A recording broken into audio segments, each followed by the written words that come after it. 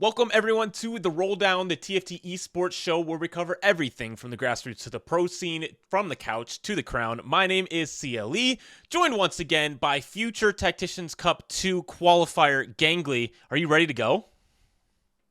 We don't have to talk about my form. Yeah, I'm ready to go. Good enough. Ready as I'll ever be. Well, maybe a conversation with these two guys on the show will help you.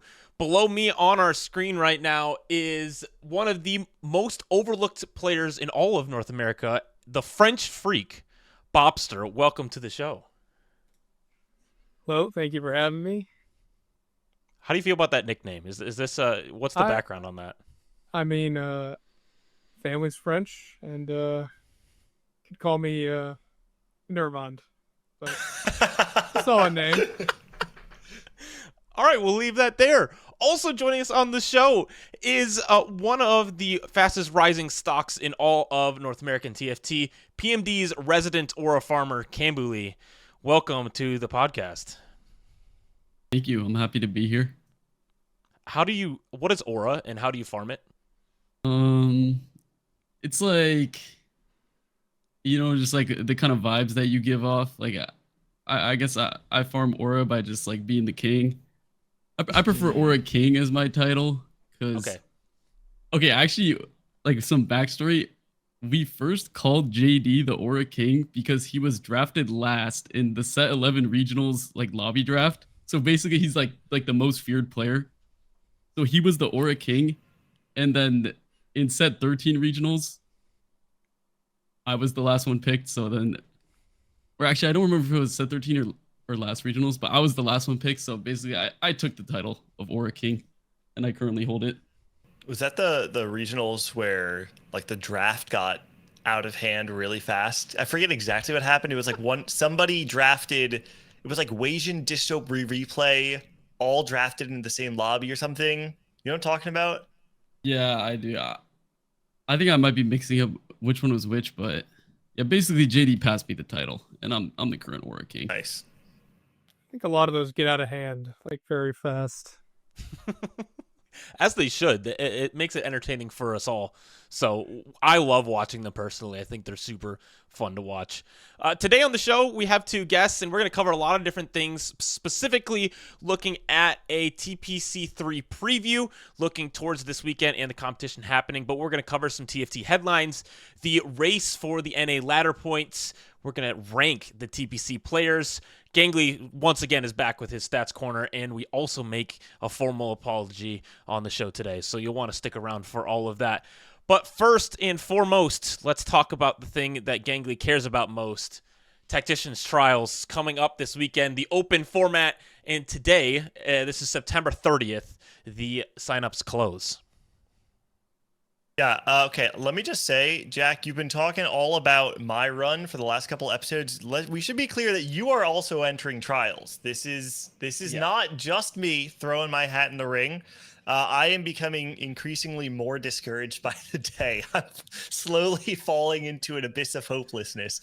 But signups closed today. Last I checked, I think they were around like 900 signups. If that's the number, I think to make it to Cup, you basically, over 5 games, I think you need to score like 33 or maybe 34 points, which is a lot for 5 games. It's going to be a pretty brutal format. But it changes based on how many people actually play each day. I doubt 900 people are going to play each day. So that number could very quickly become, 30, 31, 32. Either way, it's probably that you're averaging like a 2 point something, maybe close to a 3 in order to make it to Cup. Bopster or Cambulee, are you guys even allowed to play in this type of thing, and would you have interest in trying it? I don't think we're allowed to play. Yeah, I don't in think the so. tier 2 events. Yeah. Okay, but, good. I mean, honestly, like the trials format, like if you're a top player, I'm pretty sure like the trials format is just like a nightmare because you have to sit there and like play in these lobbies of loose cannons, and you're not really sure what's gonna happen. So yeah, I think all the top tier 2 players are definitely gonna be playing hard for that Cup snapshot. For sure. That makes a lot of sense because especially if you have some sort of like name cachet and people recognize you, yeah, that won't be very fun. I can imagine that the demons would be out on that one. But everyone is trying to fight for a piece and an opportunity to make it to the biggest tournament on the calendar, which is the Tactician's Crown. We had some news come out today about how the slots kind of work. The biggest piece of news, though, is that Americas and EMEA will be on LAN together in Alicante, Spain, and APAC and CN will also be together. So only 2 locations where people will be playing together. And now it's going to be happening live, right? Where the broadcast happens, there will be the Americas and EMEA players. So that's going to be incredibly exciting. We should. I mean, I feel like this is where I want to hear from Bopster and Cam, because this is the first time that you guys are, last set, Cam, you played on LAN in Texas, but this time around, oh wait, Bopster as well. Sorry, you both played on LAN in Texas, but this time you would actually be earning a spot internationally. How does this change things for you guys? Like how much does like the prize of being flown out to Spain, playing on LAN with the EMEA players as well? What does that mean anything to you guys? I think it kind of just ups the ante a little bit more, makes it more exciting, almost a little bit more to play for. Even though essentially it's the same, it just feels like a little bit more of importance getting flown out. So I'm happy to hear it. Yeah, I pretty much agree. I think like it's sort of similar to the opens where like you might be flying international and playing on LAN with the international players, which is like a lot different than just playing online, because like online everyone's kind of faceless, like you just are in the game playing against whoever. It's like not that different from playing like ladder or something. But if you're actually seeing like the international players, like it could definitely be a different vibe. And at the open, it's like not as competitive of a format. Like people are kind of just there to have fun. And yeah, so playing on LAN for Worlds with the other regions is going to be a lot more interesting. I got to have a similar experience to this in set 12 when I was casting Worlds, because the EMEA players were actually in Alicante that set. And so we all were in the same hotel, and it was really cool because it was like in the morning, all the players are coming down, the casters are coming down, we're having breakfast. I actually tried, let me just say, I tried so hard. That was around the time that I was really high on like the Akali Neela warrior train. And I was convinced that it was like a playable line going into regionals and worlds. And I pitched so hard every EMEA player on trying to get them to play the line. And I actually distinctly remember Elia talking to me at breakfast, and I'm desperately telling him, like, man, you gotta just if you have IE start, like, you should consider this line. It's way better than people think. And he just adamantly refusing to hear what I have to say. And then that day I watched him and 2 Chinese players 3-way contest Ezreal reroll because they had IE slam and didn't know what else to do. And I was just like, this is vindication. I love that guy, but I was like, I tried to help you, man. I tried. It's just so fun to get everyone together and be able to celebrate what this is. And I think that's a big part of it, right? Like the opens feel like a big celebration, and now this is going to feel like a big celebration. It's like, guys, you made it. Let's all go to Spain and hang out, and also obviously compete for the crown. But now we might have the opportunity for when one of you 2 wins or another America's player wins again to just go on stage and like have the crown in hand. And that sounds so cool. Just like those open moments of like, yeah, we have the trophy and those type of things. So I'm incredibly excited. I also think this solves a little bit of the ping issue as well that comes from playing across the world. Now there's only 2 hubs, so hopefully that will be a solution as well. One of the things we're keeping our eye on as we get closer to this are the ladder snapshots, because they are still a qualifier for the regional finals, which then qualifies people for the Tactician's Crown. And so this is the current snapshot leaderboard. And I wanted to pick your guys' brains, Bopster and Cambulee specifically, because obviously you guys are removed from this list now. And this is a bunch of tier 2 players that are really fighting for their spot. But obviously we have already mentioned JD Zielinski, who is a good friend of your guys'. What's his odds here? Is he feeling good about getting the spot through this, or a little bit on edge? My understanding was that him and Shoma are kind of the 2 really in contention for the last spot. So they're battling it out. Yeah, so like the top 7 like auto qual to week 1 versus 8th and 9th go to like the play-in. So it's kind of a big deal to be top 7, which is like where the cutoff is right now. Like you could see JD's 7th, and he's only 1 point above Shoma, who's 8th. And then this week is the last week of the snapshot. So it's basically, since they're only 1 point apart, it's literally just who places higher on ladder this week will get the last spot. I mean, it looks like Ladder Slayer is also in contention, but I'm not sure what their LP situation is. So yeah, I think Shoma was like streaming his games yesterday, and JD was kind of just quietly monitoring. But yeah, he'll probably be doing the same tonight as well. Yeah, I think it'll be a good race down towards the end.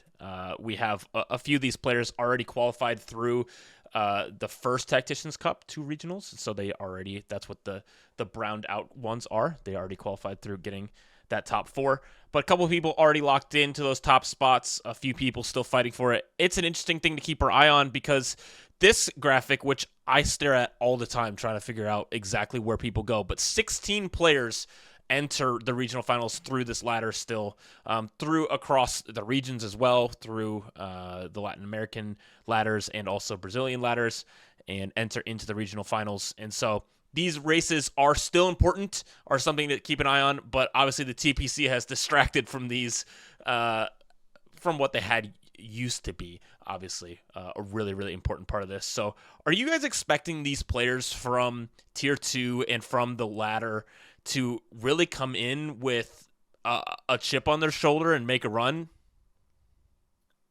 I mean, I think for sure there are strong players in Tier 2. I would be surprised if they all just bombed out. I think for sure, though, like a couple of them will have like really, really strong runs. Yeah, I mean, I would expect there to be like a decent amount of turnover and like people getting relegated and Tier 2 players getting promoted. I think there's like a good chunk of Tier 1 players that are kind of just like checked out, and like they're going to try and turn it on for regionals, but I don't think it's that easy. Like you actually learn so much about all the different units and the interactions and the different like tricks you can do like throughout the set. You can't just like pick that all up in 1 week. Like you can master a patch, but there's going to be little things that you don't have. And a lot of the top Tier 2 players have been like grinding very consistently over this set to play for the ladder snapshots and play for the cups. Whereas like some of the Tier 1 players haven't been like practicing very hard. So I definitely think there's going to be like a good chunk of Tier 2 players that get promoted. Yeah, I just want to echo what Cam is saying here, because this is something we even heard players at the beginning of the set talk about. Jack, when we were doing our top 12, like who's keeping their seat, who's getting relegated, or who's not making a second weekend, we talked about how like players like replay did not seem to be super checked in. Milk was a player that had talked about how he just wants to keep his spot in the TPC, but he doesn't seem super interested in grinding the game. I think there's a handful of players, and I'm not here to like judge each person based on how much effort they're putting into the set. But if you're a Tier 2 player, especially if you're a Tier 2 player who has seen really high highs and you kind of would expect to be in TPC, namely the 2 that stand out to me the most of the list we just saw were Spencer, and then you've Ripple Overdrive is another one. I mean, I think JD, Malala, T-Lides are all kind of there. You could even throw me first or 8th because of, more recent sets. But there are these players that I think if you're Spencer and you don't make TPC going into this set, like you're going into this regional finals with an absolute fire. Like I would be, like Cam is saying, I would be shocked if we saw the majority of Tier 2 players relegated, and certainly if we saw all of them. I'm also expecting quite a high percentage of turnover going into next set's TPC. One of the things we keep talking about on this show is how important that top 12 is, and I think Bopster, you and Cambulee keep repeating that as well, as like, hey, we're all fighting for these top spots because we want to be in TPC again. And getting that top 12 guarantees that. We're going to talk a little bit more about that later in some situations and your guys' spots and those kind of things, looking at that. But if you're not top 12, you're not safe at all.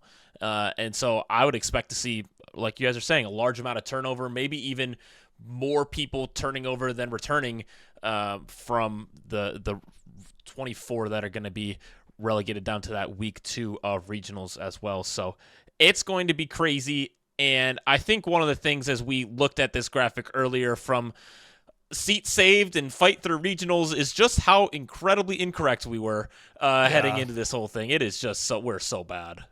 Okay. I want to throw this to Bopster and Cam real quick. If you, I mean, you guys, I know you both saw this graphic when we had posted it, because I know there is a name here that's not listed on there that might be a little surprising to some, and certainly was surprising to you guys. Did you feel like the 12 players we selected to have their seat saved were that insane, that absurdly incorrect? Because, like Jack is saying, results-wise, we were like completely off the mark. To put it bluntly, like, yeah, I think, like, I mean, every like this image was being like screenshotted and sent, and like, and they were all just laughing at me pretty much when this thing came out, and I was also, give me a little chip on my shoulder. I was surprised, frankly, that some, yeah, that some players weren't in the top and some were. So yeah. So I mean, oh yeah, go for it, Cam. You take it. You take it.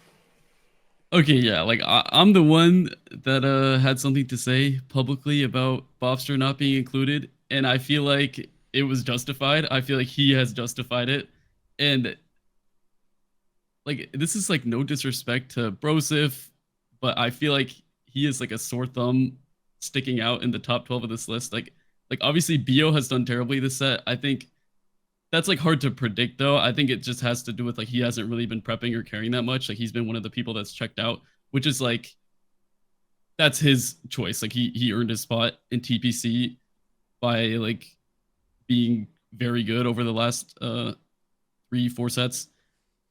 And so it's like hard to predict, and I think it's like a respect thing to like put him in the top 12. So I don't think that that's like a bad pick. But like if you just look at the body of work between Bopster and Brosif, like the difference between them, like Brosif hasn't had a chance to go to Worlds and do bad at Worlds. Bopster's been to 2 Worlds. And like if you think about it, it's like TFT is like a game where like, you can low roll a day. And so then like yeah, Bopster hasn't done well at either of the Worlds that he's been to, but like you can actually just low roll a day at Worlds, and then your tournament is like now you're just fighting for like not dead last. And so I think it's like kind of unfair to judge based on Worlds performances when he literally won regionals. That's just my take. I think it's a fair take. I think, Jack, is this a good time to move on to the next slide that we have prepared, which is our official apology. I'm sorry, Bopster. And I'm gonna take, I mean, Jack, you can hop in here too. Yeah. But Jack is the one that wanted you in the top 12. So I'm gonna own up to this, that I was the one that had said I don't know if Bopster should be in the top 12. And let me just for a moment, I'm not trying to justify my decision because I was wrong and I'm gonna own up to that. Let me at least give my personal context, which was, it's very easy to see people to see people perform in like the cups and get really excited about that. And the only reason I had a question mark around Bopster, it wasn't just the World's performances, and it's hard because there's kind of like this tension, the fact that he did win regionals.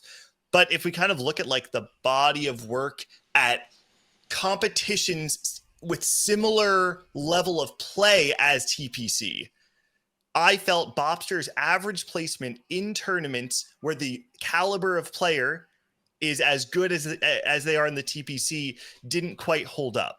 That said, he won regionals, and that's the tension there. And so I was kind of hedging my bets, saying I want to see Bopster prove me wrong. I want to see him do it again. I don't have full confidence that he's going to.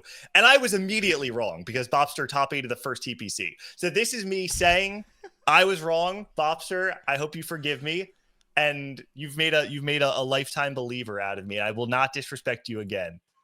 I appreciate the apology. It was a little surprising coming from you of all people to be blunt, because I mean, let's not forget, like before I was even like a player really, I pulled up to your city and just dropped a nuke on your whole tournament. And then you're the one under ranking me. I was like, wow, like it was just surprising. Yeah. Listen, but it's okay. I was fighting for this guy to be like, listen, I understand maybe there has been some low roll days and some underperformance in some other tournaments, but literally the last time this field was together, you won the whole thing. So if we're looking at some recency bias, which I feel like, Cam, you're saying that Brosif may be some of that, and there's a couple other of these players that maybe didn't belong. If we're looking at recency bias, well then Bopster should be rank 1 in this list in theory. So we formally as a show we apologize. We say I'm sorry, and I hope that you can continue to keep making Gangly feel bad for his predictions, because you're crushing it, man, and it's fun to root for you. So. And thank you for coming on despite the disrespect that this show showed towards you. You guys are both. Well, you're a bigger man, but honestly, I feel like Cam almost seems more offended than Bopster by it. Yeah, yeah. And I have to say something, because last regionals, you gave me respect before the event, and I appreciated that. But also, before set 13 regionals, I was feeling a lot of disrespect.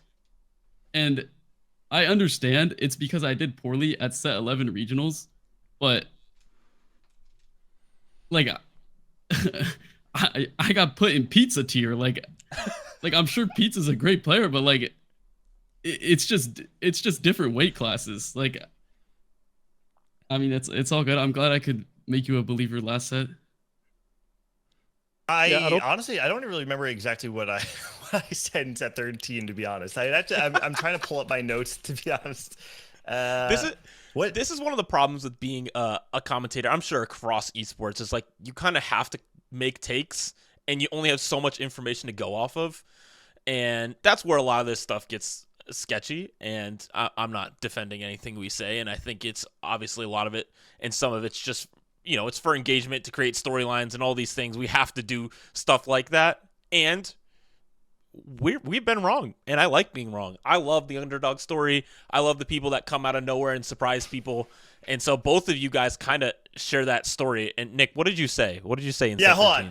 I actually think when you read what I said in context, because I have notes, and to be fair, a lot of times when like the power rankings are published and like the player cards come out, it's not published with the context of what I write about the players. So let me read to Cambulee what I said in set 13. It says, Cambulee had his breakout set in set 11 with multiple final day finishes and even a top 16. Set 13 has shown similar prowess, mirroring his set 11 run nearly to a T. That said, I don't think Cambulee has quite crossed the threshold into a regional favorite. Primarily, this stems from his lack of top placement finishes. In his career, Cambulee has yet to find a top 8 finish. Consistently placing on the verge of greatness puts you into the conversation, but it's not until you lift the belt for yourself that people will truly consider you one of the greats. Cambulee is on a journey, and Golden Spatula is the prime opportunity for him to show the region that he isn't just a run-of-the-mill competitor, he is a contender. That said, when you read that and then you say C+ tier, it feels a little bad. But the shape of it, what is like, I'm trying to paint that you're on a journey. There's an upward trajectory here. I mean, I feel like the paragraph is great. Like, it's a well written. It's all pretty much correct. And then what everyone really sees is just C+. Like, you can leave him out of S. No, and I remember this because I tune in to your prep stream. I watch the VODs to see what you have to say about the players. I remember seeing, and it was, should I have Bosso skills or Cambulee higher? I like Bosso skills. B-, Cambulee C+. and it's all good. I think Bosso skills is a good player, but like, I think that if you just look, like he's been mostly inconsistent in tournaments. Like, he did well in the last cup, and I think he is a good player, like I said. But I mean, yeah, it's all good. Hey man, I'm here. I hear you. And at the end of the day, you definitely showed that you were not C+ tier, and I'm really proud to have been proven wrong because in doing so, you've given North America another fantastic contender for the world stage. So yeah, I'm happy to be wrong there, and I'm not gonna gonna backtrack and say that I was trying to say anything different than what I was trying to say. At the end of the day, I think you showed up when it mattered most. And sometimes, like Jack is saying, it is kind of just like the nature of content creation. You got to put your takes out there. And sometimes you're right, but most of the time you're going to be wrong. It's kind of how it works. And I think as we continue to talk about Cambulee, let's just continue to dive into your journey a little bit through the competitive scene, because I think it's a very interesting one of, hey, obviously set 11, you were at the Golden Spatula, the regional finals as it's now called, and the last couple sets have really been where you've really broken out. If you're not familiar, Cambulee last set was able to make regional finals, the finals of the regional finals, and then make it into the final lobby of the Tactician's Crown last set, going for that top 8 finish. So 2 top 8s in a row, which kind of broke that little top 8 curse that Gangly had penned in that paragraph as well. And now you are you had the highest points scored in TPC 1 as far as the points in the final lobby, and are currently sitting in a very comfortable spot on pro points. What has kind of been the difference from set 11 to set 15 now being one of these players that we look at, we're like, yeah, okay, this is an easy put in the top 12 for seats saved? Yeah, I feel like if you look at the results between like set 11 and like set 13 or set 13 and set 14, like it's not actually that different, but I feel like every set I've just like become better as a player, evolved as a player. Like I think my playstyle is like a lot different than it used to be. And I'm not someone that really like believes in like play styles, because I feel like every player is just trying to like play the game correctly. But I do think that my eyes have just been open to like more ways to play the game. I think in the past I was definitely someone that would like steer away from lines that are difficult to execute, because I'm just thinking, if I'm against players that are so much better than me, how can I expect to execute better than them? Like, it's not possible. But I think last set, I kind of realized that if you just like practice consistently and you try and perform consistently, I think it's just performing up to your standard in tournament, then it doesn't really matter. Like if Wasian is seeing lines that I'm not seeing, like obviously that's not good, but if I just execute my own game as well as I can, then that's just going to lead to the most consistent results in tournament. That's kind of what I've been just getting better at over the last 4 or 5 sets. I have like a short story about Cambulee, because so Bopster talked about before how, you know, he had pulled up to New Jersey and won our LAN event, the Tactician's Crown #4.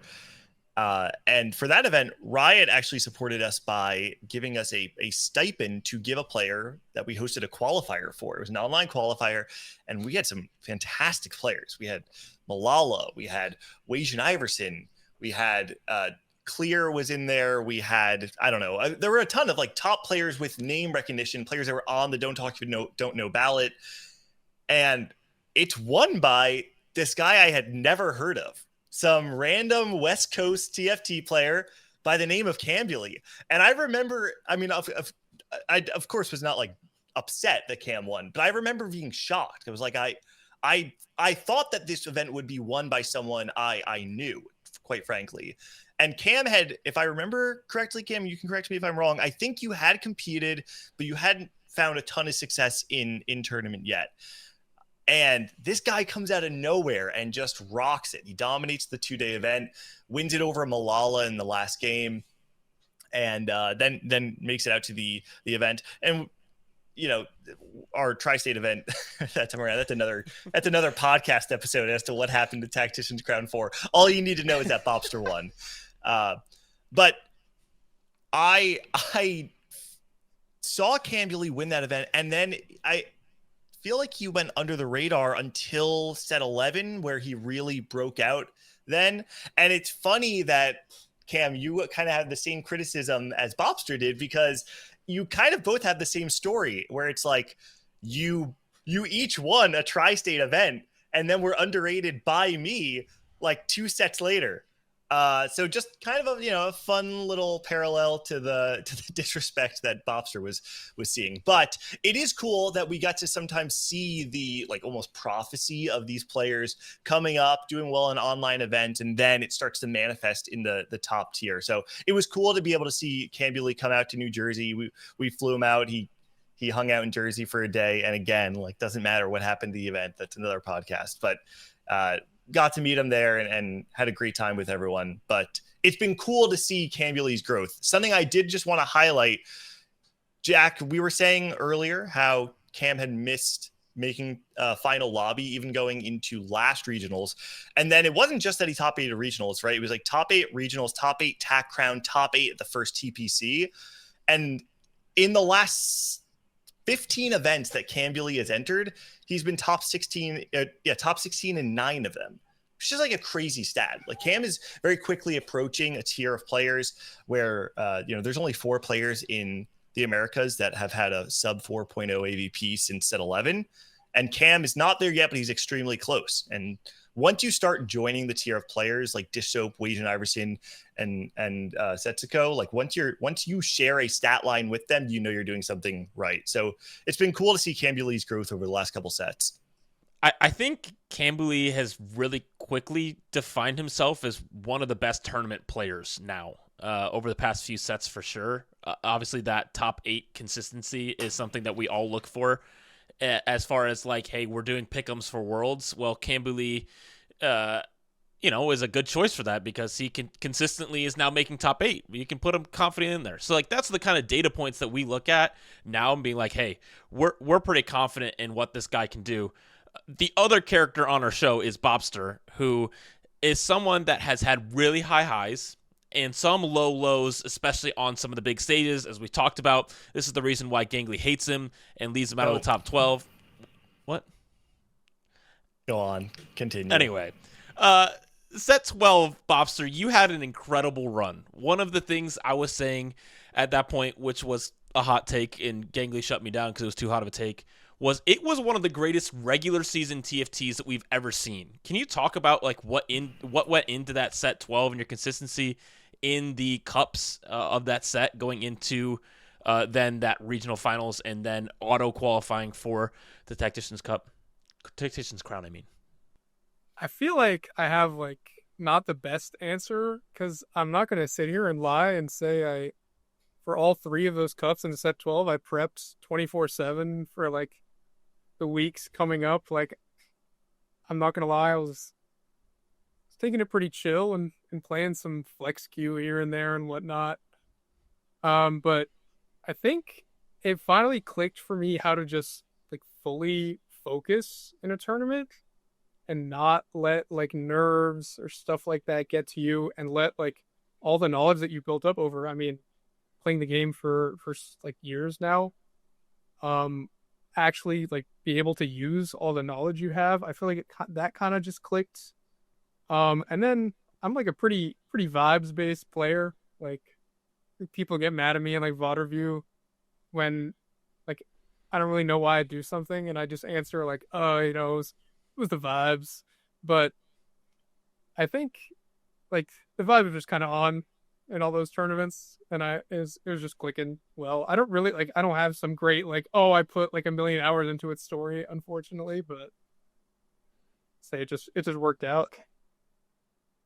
Something you mentioned there is like being able to tune out the nerves and just kind of play your own game at those big events. It's something that we've talked about a lot on like the broadcast for the world, for the Tactician's Crown, is to me, from the outside looking in, it feels like being able to play the most like yourself is sometimes the biggest edge that you can have over the field. That's kind of what I personally attributed to Malala. It's like I don't necessarily know if Malala was actually just the best, so much better than everyone else in set 10 that he was able to win as much as he did, or was it really just that for that set he was so locked in that he played the most like himself, made the fewest mistakes when it came down to the tournament game. So maybe Cam, if you want to take this first, because I feel like I would like to hear your guys' perspective on the value of being able to play like yourself in tournament. Yeah, I feel like you actually hit the nail on the head so hard with that phrase. Like, I think that's something that I struggled with for like a long time. Like, I think you were talking earlier, like I was competing, like even before set 9, like set 7 was like my first tournament. Like, obviously, set 9, I had like a little bit of success, but like a little bit more failure. And then like set 11, like I did pretty well. And then regionals, like I would say I didn't play like myself. And then like set 13, I would say I did play like myself. And I almost made final lobby in regionals, but I didn't. And then set 14, like, yeah, I would say I played like myself in regionals at worlds, like worlds checkmate. I would say I didn't play like myself. Like maybe I was extra nervous on the final day, like top 8 worlds.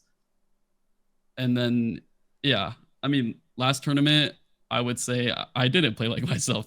Like you can attribute it to any performance basically, because I think if you're like a top player and you have shown that like consistently, like when you play poorly, and like oftentimes if you're one of the best players, if you place poorly, it means that you played poorly, because you should be a better player than the other people in the field. If you have like an equal read, I think a lot of people put emphasis on like specific reads for like a tournament patch, but I think it's like minimally important compared to just how you perform on the day.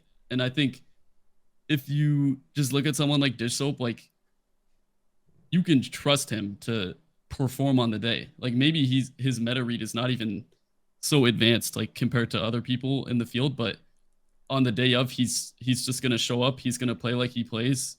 Like you're gonna see him do the things that he does every game, which is like hold a bunch of different outs, like hold a lot of units on his bench, like maybe roll on stage 3, like find an uncontested line and hit all his units on stage 4, like play a great stage 4. Like you're gonna see the same things because that's him playing like himself. So I actually think that's very true. I think a good follow-up question to this, Bopster, is obviously you've had a lot of consistency on the regional stage, being the Americas through Tactician's Cup. Obviously, you won the last Golden Spatula, the regionals last set. What is the Bopster playing like yourself? How would you define your playstyle? Vibes, man. He already told you. I mean, it is kind of that, but I mean, I think it's like just being aggressive when you need to be aggressive, and being like greedy when you need to be greedy is something I put some emphasis on. And then I put a lot of emphasis on line selection too when I'm thinking about the game and like strategizing and whatnot. I think those two things are kind of almost encompass the entire game, if you will. And then, so yeah, I think that, and then just, just the vibes or how they kind of come out. That makes a lot of sense to me. I think the line selection, I think what we saw in your run the last regionals as well was really just focused on top 4 rather than shooting for those wins. What would you say led to you winning the regional finals last set? I mean, I think my read was that that was when like Cypher and Urgot were completely broken and they were like, if it was in the lobby, like it won the game kind of thing. But like Cam and Kurum and I were like talking a lot and Faki about like that patch and stuff, and we kind of just came to the conclusion that there are some absolute psychos, like no flame, but like if you play like a psycho, you play like a psycho, it is what it is. That will just sit there and like hard contest force these complete first-rate lines like LeBlanc and Urgot and whatnot. And so it's probably just better to just put the fries in the bag and play the marksman and get the top 4. I think on the final day of regionals, I played like 4 out of 6 Vanguard marksmen, which is like just ridiculously lame. But I mean, it is what it is. I remember in the last game, all I had to do was outplay Daywall, and like no flame to him, but I definitely categorized him as one of the aforementioned psychos who will contest or whatever. And I saw him in like a okay spot forcing amp. I was like, all right, let's put the fries in the bag. Hope he goes 8th. It is what it is. And he did. So that worked out. I think your run at last regionals was a great one, and one that I'm excited to see how it continues this set, because as we look forward, one of the big things that we talk about for the TPC is these pro points that determine where you guys end up at the end of the set.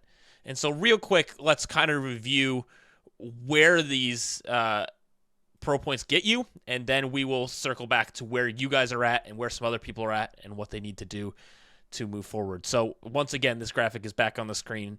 The top 12 players in pro points from the TPC, the Pro Circuit, will move straight to week 2, which locks you guys in for the set 16 Pro Circuit. Currently, you guys are both sitting in that top 12, but obviously it's not quite safe yet. The bottom 20 players head to week 1, and the bottom 8 players actually head straight to a play-in, so they could even get day 1 in regionals rather than heading straight to that day 2, which I believe you guys are pretty close to safe from that. But obviously that top 12 is a huge thing to fight for. So as we look at CompeteTFT.com, we see the pro points on our screen. Soju, Precedent, Michael, Quintanilla, Cambulee, and Bopster, 5th and 6th here, holding hands on the leaderboard. How do you guys feel about your performance so far? And what are you guys expecting that you need to do in this last tournament to secure that top 12? Because currently that number's around 41, and then you guys are up here at 48. We'll start with Cambulee. Yeah, I mean, I was really happy with the first tournament. I mean, obviously it was like kind of heartbreaking because I probably should have won, like honestly, in the Varus game against Michael's Kaisa. But I mean, I wasn't really dwelling on that just because I knew that I played super well that weekend, like up to my standard every day. Like every game was just so rock solid.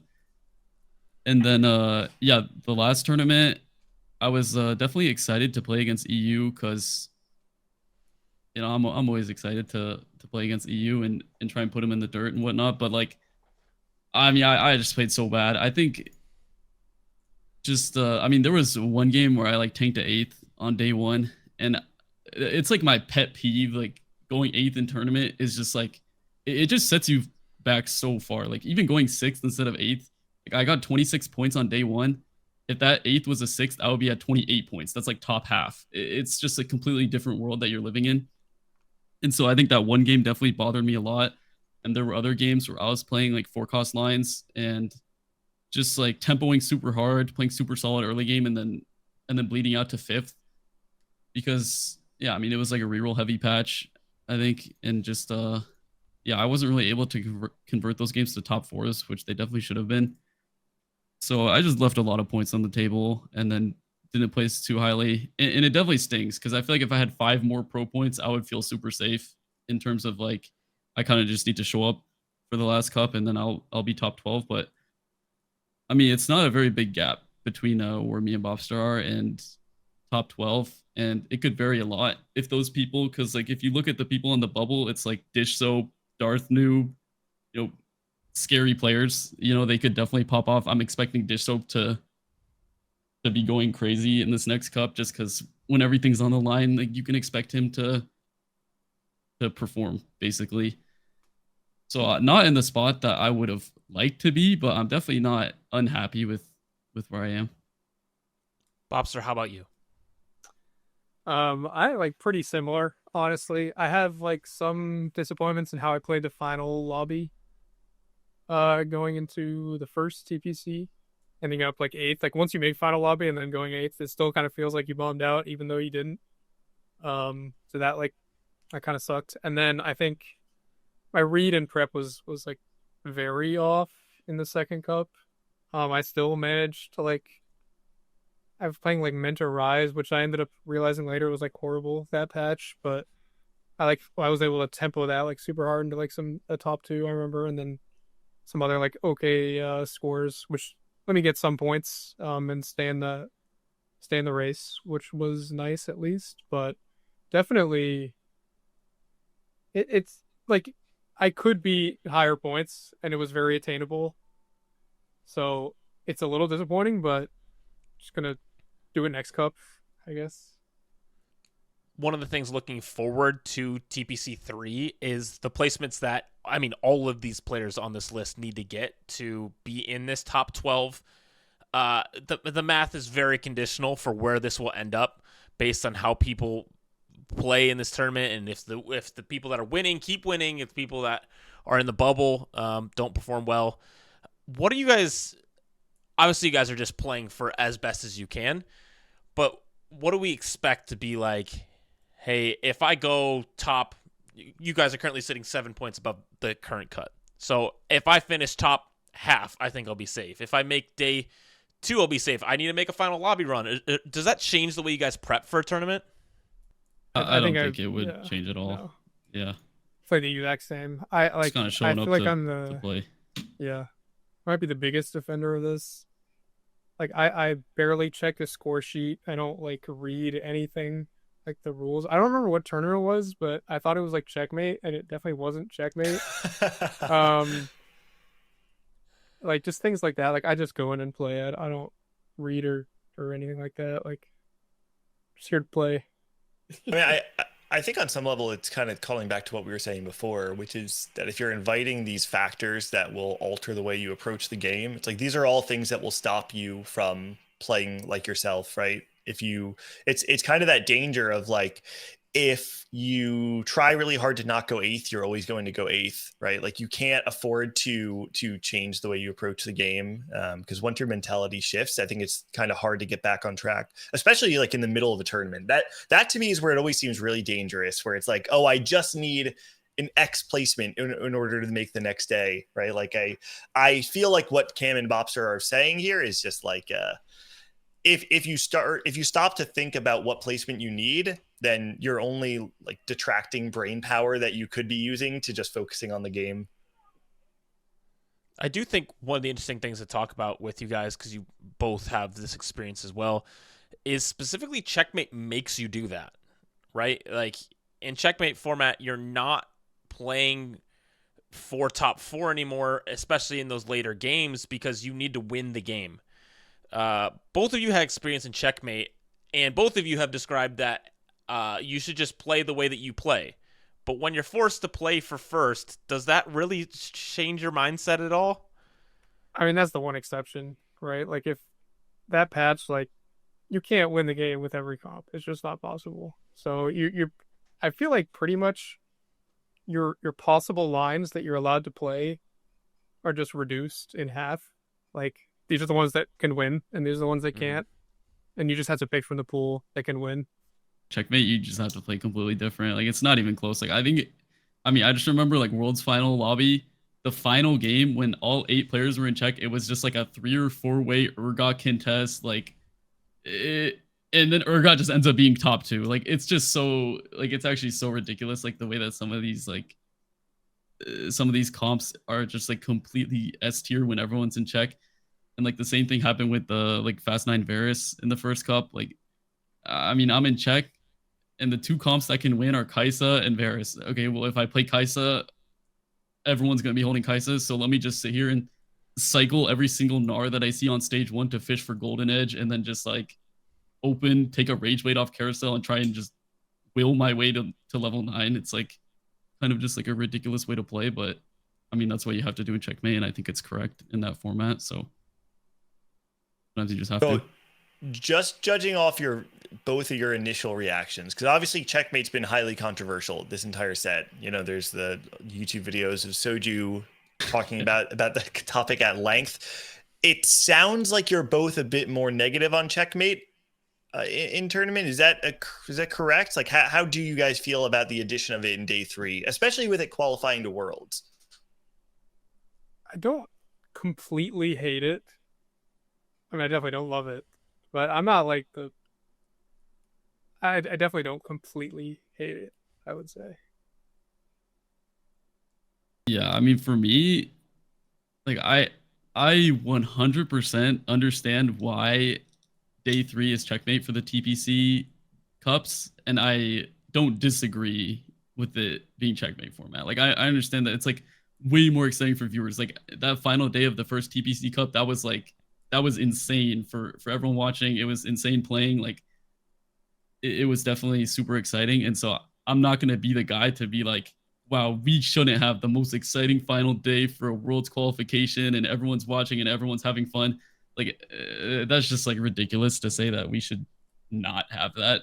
But yeah, as a player, it's not fun to play. Like I sit there and I'm playing my tempo lines to to second, third, fourth all tournament, and then I do that in the first 4 games of Checkmate, and then now I'm at 20 points, and I just had to start completely changing my play style. It's like, yeah, it's not fun to play, but I do think that it's not really something that's going to get changed, and I don't really think that I would want it to change just because of what it brings. I think those points make a lot of sense. Obviously, the player experience isn't probably where you guys would want it, but it's also something that you guys can practice and learn. And that's why I'm glad specifically it's in the TPC now, right? People getting more experience and exposure to this format and having to clutch up when they need to, or grief people and think differently about the game than normal. And, that's always been at least one of my worries going into the Tactician's crown is like, hey, Americas doesn't usually have a lot of experience with Checkmate, where CN and some of the other regions do that a lot. But obviously that has not proven to be a problem for the Americas. We got a lot of crowns to our name. But as we look towards this weekend, we have a lot of big names on this Pro Points leaderboard that are kind of down towards where we wouldn't expect them going into this set. Wage Iverson, Robin Songs, almost down at this cutoff to be in play-ins, where a lot of the favorites to the top. But we asked the people on this podcast right now to do a little bit of a power ranking. So we have the first ever Rolldown power rankings. Philip was not releasing his this time because of the shortened condensed schedule a little bit with only 2 weeks in between. So we decided to do our own. Gangly, are you ready to reveal this thing? Yeah, let's do it. We can go straight into it. So I think on this, we do have all 4. Okay, so now for podcast listeners, I'm not going to list out everybody's ballot. I will list out the combined one. So we have each person on this show's ballot and then a combined power ranking all the way to the right, which is going to be number 1, Dish Soap, number 2, Wage Iverson, 3, Prestivan, 4, Cambulee, 5, Setsuko, 6, K3 Soju, 7, Bopster, 8, Marcel P, 9, Michael, 10, Darth Noob, 11, Quintanilla, and 12, Robin Songs. Gut reactions, Bopster, Cam, obviously you guys make up half the average. How does the combined list look to the two of you? It looks pretty good. Yeah, I'm a fan. I'm not mad at the combined one. What are you mad at? What it sounds like you're mad at something. I'm not too mad at anything, actually. I feel like the only thing that I noticed immediately is that CLE has not included Setsuko anywhere in his top 12. I'm a little bit curious about that. I actually DM'd Gangly before this. I said, oops, Setsuko's not on my list, but I'm going to keep him off there just for the memes now. So let me, my defense to that is, I don't have a defense. He's pretty good at this game, so he's got a little bit of an oversight. But I really like highlighting some of these underrated players, and so they all popped into my mind first. And Setsuko just is probably 13th there somewhere. It gets really dicey whenever you talk about power rankings. I never really like asking someone why did you rank this person lower? It just invites. I'm not trying to make us have conversations about why people are struggling versus not. It might be the best way to approach it. It might be to talk about the players that are interesting that are on here. To me, you always find the most interesting conversations in the 8 through 12 category. It's the part of the rankings where I think most people reserve those last couple slots to their nods of this person feels good when I play against them. Philip is number 11 on both Cambulee and Bopster. And Jack, you and I have talked about Philip a lot. We're both very big fans of Philip, and we both did not put him on our ranking. So Cam, Bopster, can I get some thoughts on why you put Philip on here? I mean, he was in the final lobby of the most recent TPC. He was in final lobby of last regionals. I think he hasn't found that performance. I know that you guys are always looking for that one tournament, and I feel like he hasn't found that, but he's been pretty consistent over the last, since the Americas merge, basically. And I think that he's definitely just owed some respect, especially after last cup.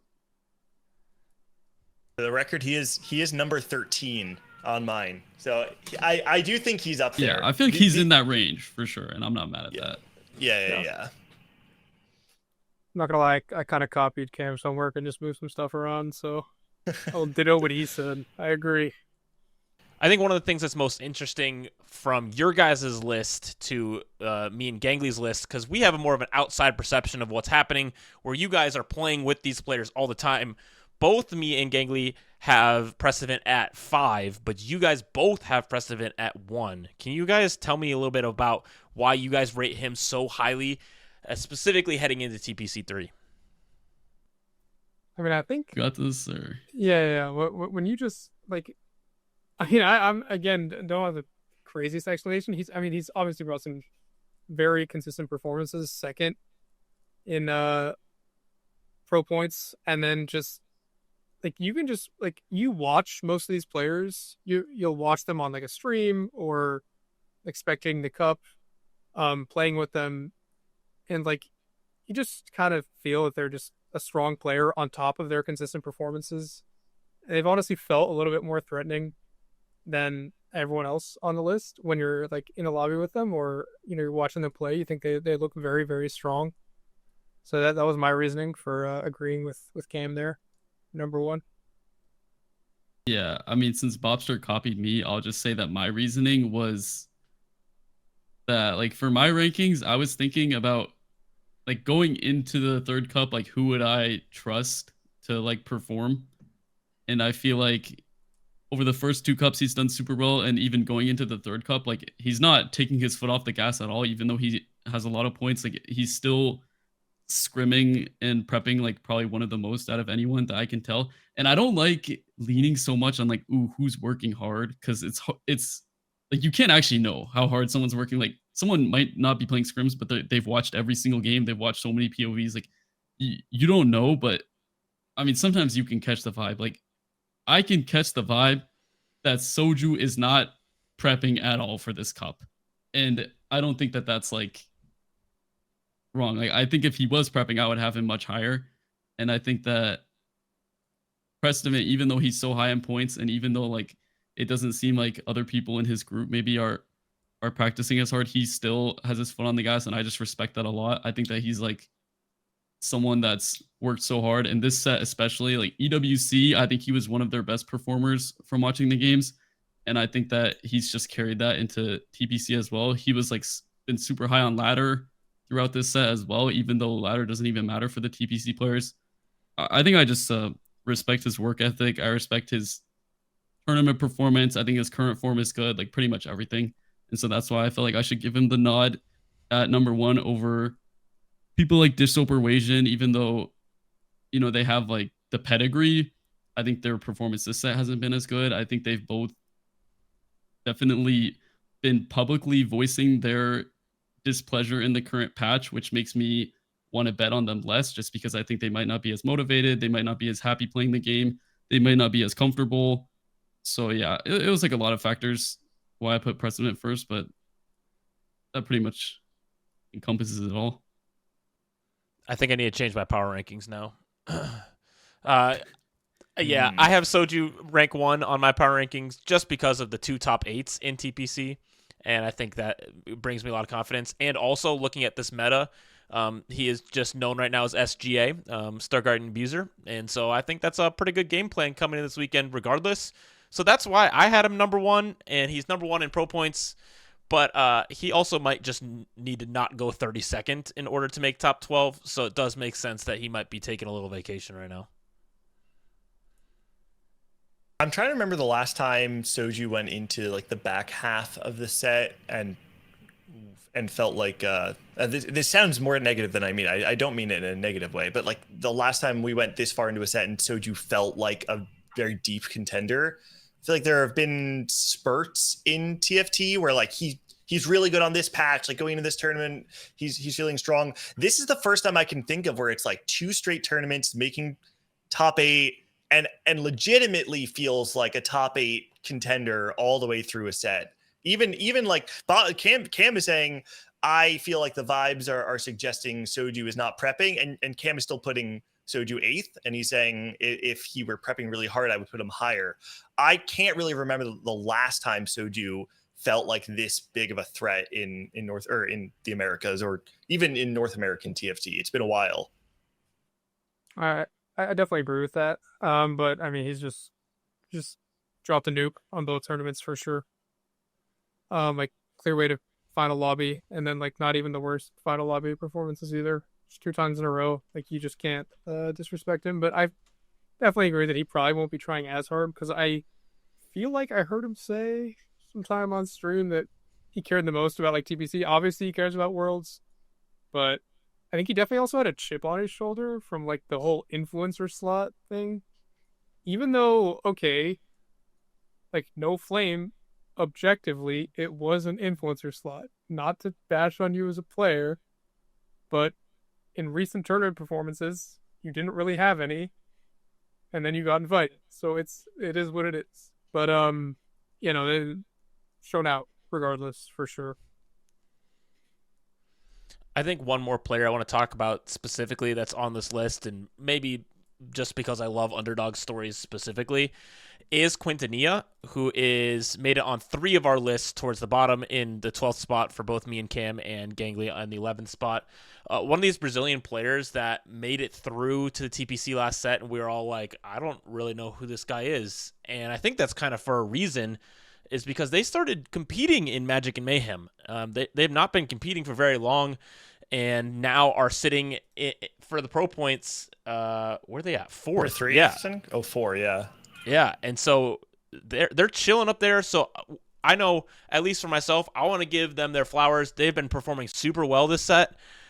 Clearly, they're a very fast rising stock across Brazilian TFT, and I think they deserve the spot on these rankings. I think Quintanilla could most definitely, obviously, lock in that top 12 spot and surprise us again in the regional finals. Yeah, I think I might have messed up. I took him off. Loki, like I didn't even know he was 4th in pro points. It's my bad. Well, I think if you're just going off like name recognition though, like, which I think a lot of people, when they see the names, Quintanilla is like actually even beyond name recognition. Quite frankly, Quintanilla is historically one of the weakest performers in TPC. Like just average placement, objectively speaking, past tournament performances. This is not someone who has strolled up to like tournament after tournament and dropped nukes. They're the 2nd lowest AVP in TPC, and despite that, they're significantly overperforming their career tournament performances this set. And I think like being able to have that one set that allows you to redefine yourself as a player can sometimes be like it's like the turning point in your career, right? Where like people kind of think you're a known quantity of like, oh, this is just like another run of the mill player that's not a real threat. You have like 2 really strong performances. Like, yeah, Quintanilla had a rough final day at Soul Fighter. But overall, also sorry if you guys can hear the kids screaming in the background. But Quintanilla kind of came out of the woodwork, and I think is like having a career-defining set right now that it would be gross to overlook it. And I've learned my lesson from disrespecting Bopster, from disrespecting Cam. I'm not going to do it again. The results are there, and it is suggesting that Quintanilla is on a journey, and you know, I'm here for it. So good for you. Also, does anyone actually know how to say their name? Is it Quintanilla? I've been going with Quintanilla. I'm not sure if that's correct. That's just what I've been going with. I'll put that out there. I think that's a safe bet. That's also what I've been going with. So, you know, we can make our guesses. Maybe we should just ask the guy, and they'll give us a straight answer. But we're gonna wrap up the show a little bit with one of our favorite things on the show now. It's this new segment that we rolled out last time, Gangly's Stats Corner. And this one is on a player that you guys have interacted with a lot. And so I'm excited to hear both Bopster and Cambulee share about this player, but also have it supported by some of our facts. Gangly, take it away. Yeah, so I'm not going to dive too far onto this stat. So today we're going to be covering KurumX. And I want to just provide the stats as some context, because to be honest, I feel like KurumX cannot be defined by his stats. And if you look at just the stats since at 11, I don't think it paints even close to an accurate picture of KurumX and his career. But basically, since at 11, KurumX, I would box him into this category of like your like top 4 oriented player, plays to not go 8th, maybe not the highest cap, but consistently high top 4 rate, middle of the pack, or maybe slightly above average compared to the average player in TPC.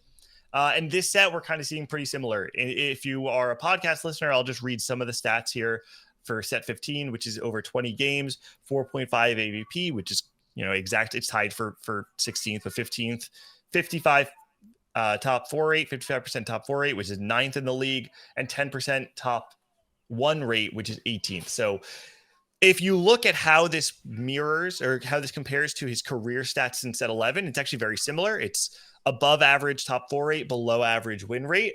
And I do think that by itself is a pretty accurate measurement of Kurum.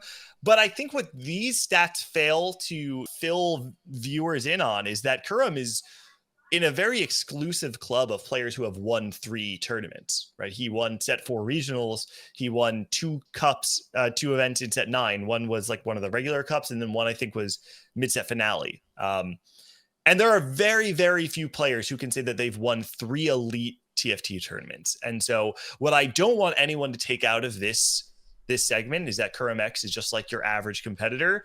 He's not. He's one of the most elite and storied veterans. He has more top 8 appearances in a regional finals than almost anybody in TFT, period. Robin Songs, I believe, is the only other player that can rival his appearances in top 8 at regional finals.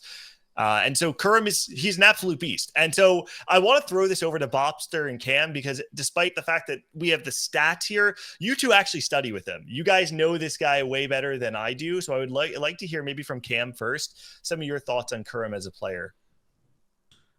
Yeah, I think there's a lot of things to say for sure. But like I've watched him since like when I started playing TFT. So I feel like I have seen like his journey through the years, and I think like set 10, set 11, he was like not finding as much success, and I think you could say that he was like he's sort of seen like one of those old heads that like couldn't like adapt to the game. Is like he's like playing his post up basketball, and like people are 5 outside the 3-point line. Like he's just like not playing the right style of game, and he was like unwilling to reroll a lot back then.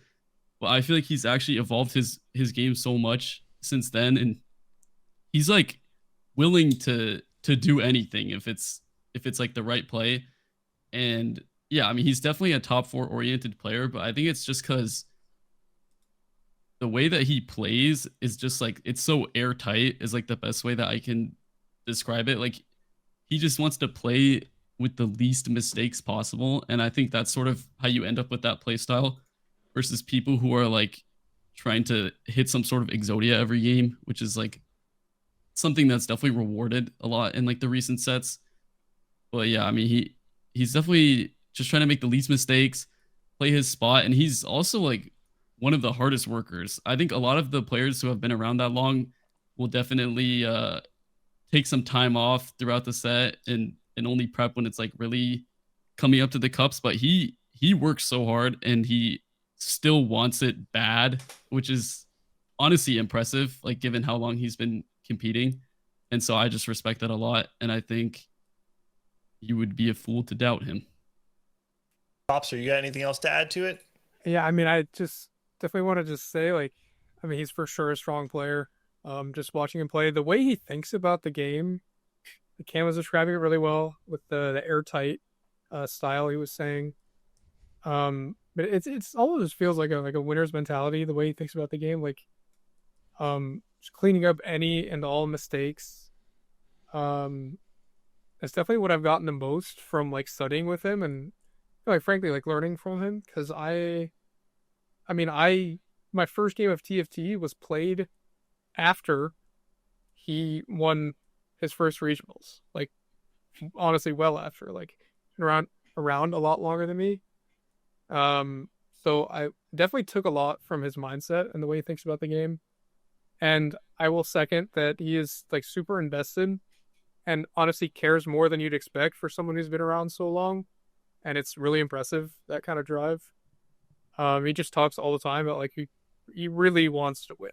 Like he really does. So it's pretty cool to see and hear that for sure. I've personally loved Kurum's comeback story of being one of the OGs, someone that we always looked at as like, hey, this is a good TFT player. Obviously, his stream is really fun to watch, all these things, and his journey last set was a good one, right? He made a big comeback last set, and now has secured a spot in TPC. He has a good bit of work to do to get in the top 12 for TPC 3, but is definitely someone that we're looking out for. I also do want to draw attention to this list once again, because this was the player that we decided between for Bopster and Kurum for that last spot. I'm just going to leave that there, but I think both of them deserve the recognition that they've been getting, and obviously we're sorry, Bopster. We can leave that there. But we're nearing the end of our show. We are looking forward towards this weekend. There's a lot of things happening this weekend. Gangly is going to be standing on the throne alongside one of these guys as well. So it is going to be a fun weekend. Tactician's Trials, the Open is happening, as well as the Pro Circuit event starting on Friday. So you're going to want to be able to follow along with those.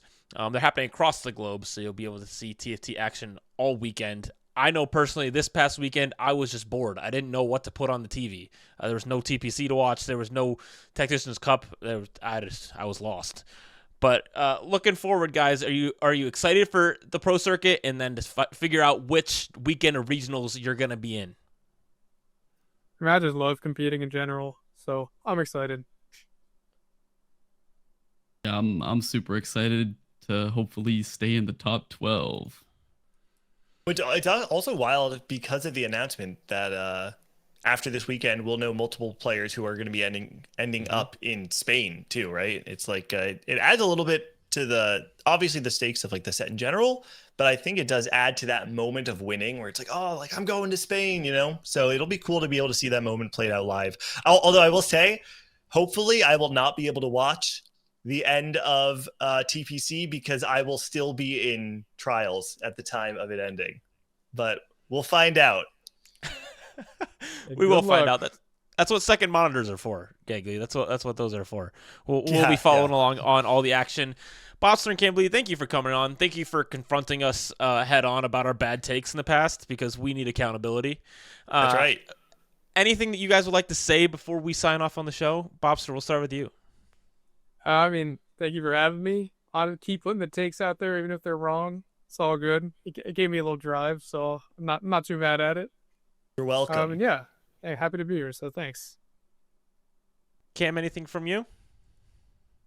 Yeah, there's no bad blood. Happy to be here. Happy to talk about TFT always. Love talking about competitive TFT formats, players, etc.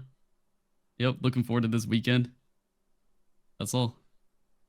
And you guys are welcome for the bulletin board material. That is, I'm sure, That's right. a helpful part of the drive for. Absolutely, it was. I'm not gonna lie. Hey, if we can be a part of that journey, if Gangly can make you mad, we're all here for it. And we appreciate you guys coming on a ton. We're rooting for you. We're hoping to send you guys to the Tactician's Crown. Obviously, only one of you can win this weekend, but we'll see who comes out on top and be following that. Thank you guys for watching the Rolldown. If you guys haven't yet, please follow, subscribe, and share the Rolldown. That's a great way to help support us. And from Gangly from CLE, we'll see you guys next time.